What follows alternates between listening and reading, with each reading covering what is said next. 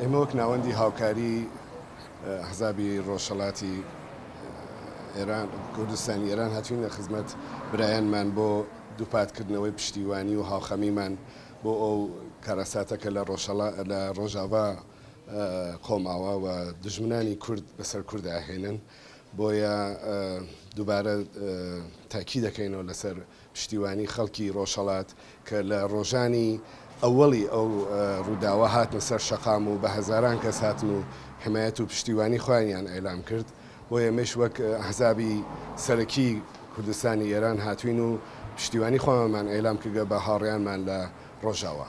کاتی ئەوەی هەمومان وا سەیری ڕۆژاوای کوردستان بکەین کە هەمومان ئێستا پارچەیەک لە گیانی کوردستان خوین لێ دەرشێ هەمووان بەو چاوە سەیری بکەین. یعنی ئەگەر ئێمە بڵێن لە باشوور بین بە نەڵێن سەنگەری شەرمان لە ڕۆژاوای کوردستانە، نەخێر با یەک پارچەیی سەیری بکەین. ئێمە لە سلێمانی دانیشتوین یان بڵێن لە سنە دانیشتوین یان بڵێن لە ئامەد دانیشتوین، سەنگەری شەرمان ئێستا لە سەرێکانیە و گرێ سپی و قامشلۆ و کۆبانەیە. ئەبێ هەڵوێستی جدی بە هەموو شێوازە پشتیوانی ئەم شۆڕەشە بگرێت. بێگومان خۆپیشاندان زۆر گرنگە، بەڵام وەکو وتم لە ڕووی مۆراڵ، لە ڕووی فیزیک، لە ڕووی هەموو جۆرە هاوکاریەکی مادیش پێویستە.